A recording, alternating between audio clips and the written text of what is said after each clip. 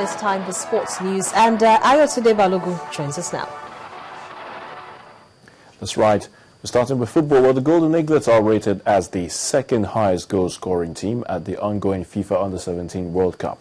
Now, the free-scoring lads have found the back of the net 14 times, but are just one goal short of the highest-scoring team, and that's Brazil. The Eagles began their campaign at the tournament with a classy 6-1 demolition of title holders Mexico. Then they staged a fight back to pull a 3-3 draw with Sweden before taking Iraq to the cleaners, winning 5-0 in their last group game. Top striker Kelechi Iheanacho is joint top scorer with 4 goals alongside Brazil's Nathan. Well, speaking about Brazil, their women's soccer star Marta inches closer to winning a record 6th FIFA Ballon d'Or award. The Tirso of a Norway striker was among the shortlist of 10 players released by FIFA for the 2013 edition, scheduled to hold in January, on January the 13th, that is, next year in Zurich. FIFA also listed current holder Abby Wambach and Alex Morgan of the USA, Germany's Nadine Angerer and Lena Gösling. Others are Nia Fischer and Lotta Skellen of Sweden, Japan's duo of Saki Kumagai, Yuki Ogimi and Christine Sinclair of Canada. Marta has been named FIFA World Player of the Year 5 consecutive times between 2006 and 2010. In the English Premier League, Mikel Arteta scored and was then sent off as Arsenal edged Crystal Palace 2-0 at Selhurst Park to establish a 2-point lead at the Premier League summit. Luis Suarez's hat-trick against West Brom eased Liverpool to an easy 4-1 win, which moved the Merseysiders to second in the table. Romelu Lukaku scored his 5th goal in 5 games as Everton beat Aston Villa 2-0 at Villa Park. Southampton beat Fulham 2-0 with goals from Ricky Lambert and Rodriguez to help the Saints move into 3rd in the league, while late headers by Wayne Rooney and Javier Hernandez rescued Man United as the champions came from 2-1 down to beat their Stoke City counterparts, and that ended 3-2 at Old Trafford. Now moving to Spain, goals from Neymar and Alexis Sanchez saw Gerardo Martino win his first El Clasico in charge of Barcelona as they ran out 2-1 winners over Real Madrid. Jesse Rodriguez scored a late consolation for the Los Blancos, but the damage had already been done following the Brazilians' close-range effort in the first half and Sanchez's moment of brilliance in the second. Now the win moves Barca 4 points clear of Atletico Madrid at the top of La Liga and now 6 ahead of their eternal rivals Real Madrid. And so to some tennis, world number 1 Serena Williams inches closer to becoming the first player since Justine Henin in 2007 to retain the WTA Championship title. The American, already guaranteed to end this season on top of the world rankings, outclassed Serbia's Jelena Jankovic 6-4, 2-6, 6-4 in the semi-final of the tournament in Istanbul, and that's Turkey. Serena will now face Li Na in Sunday's final after the Chinese defeated Petra Kvitova of the Czech Republic 6-4, 6-2 in the other semi-final clash. Li will then climb to 3rd in the rankings and is now the highest-ranked player ever from an Asian country. And Sebastian Vettel's bid to land a 4th successive world title at Sunday's Indian Grand Prix will begin from pole position after another dominant performance in Saturday's qualifier.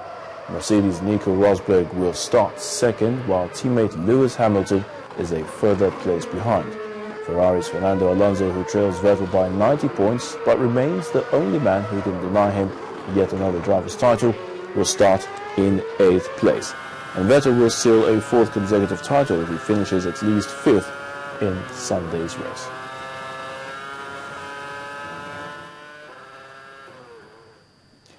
And that's it on sports news. The news at 10 continues shortly.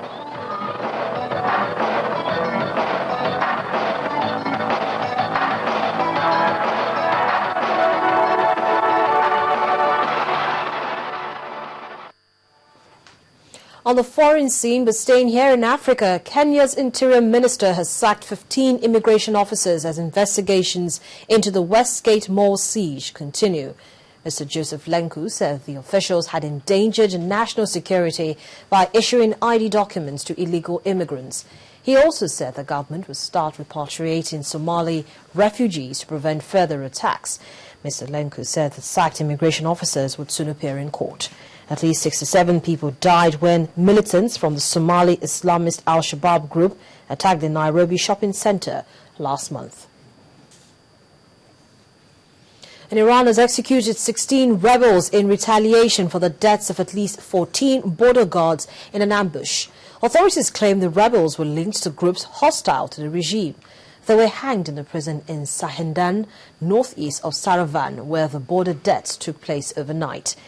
One report suggests they may already have been tried and convicted, but their execution was brought forward following the ambush.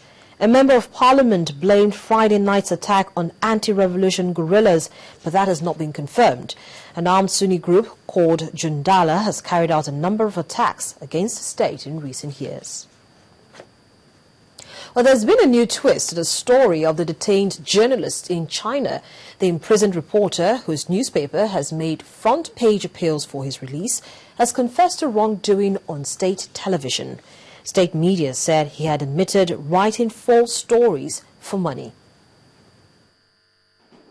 A Chinese journalist arrested last week on charges of defaming a state-owned construction equipment maker confessed on state television to accepting bribes for fabricating stories, despite a public outcry over his detention. Reporter Chen Yongzhu's lengthy explanation of how he invented negative stories about Shanghai-based Zunlian Heavy Industry Science and Technology Company Limited is the latest in a series of televised confessions by suspects in high-profile or politicized cases. 27-year-old Chen said he felt guilty and regretted that his wrongdoing harmed the interest of Zunlian and its shareholders. I definitely hope the entire journalist industry could learn a lesson from me, he says. For myself, if I were given one more chance to be a journalist, I must follow the basic journalistic ethics that are impartial, real, objective and complete to do report. I would not be lured by interest. New Express, the state-backed tabloid that employed Chen, had published 2 front-page pleas for police to release him last week, an unusually bold move that drew widespread attention and sympathy from the public. But rights activists have said that public confessions in China are often forced and violate the accused's right to due process.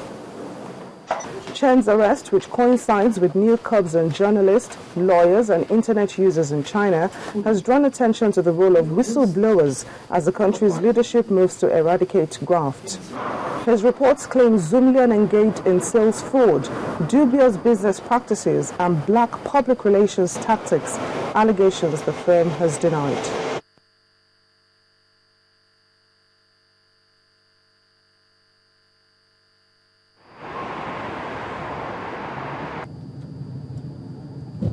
And finally tonight, some Saudi women today took to the streets in their cars to protest against the ban on female drivers. Well, several videos of women driving have been posted online, despite official warnings that women who took part risked sanctions. And some women received warning phone calls from men purporting to be from the Interior Ministry. But one woman who took part in the protest said she had faced no reprisals. Today's protest is a third of its kind since 1990. And most times after such protest, a number of women are arrested or lose their jobs.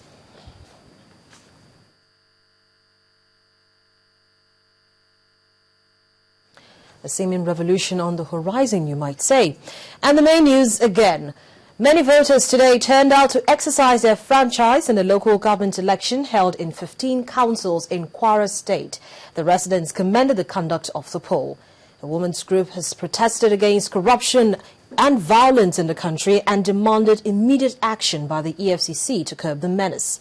President Goodluck Jonathan has reaffirmed his commitment to Nigeria's development as he toured holy sites in Jerusalem, and Kenyan authorities have sacked 15 immigration officers over the Westgate Mall attack.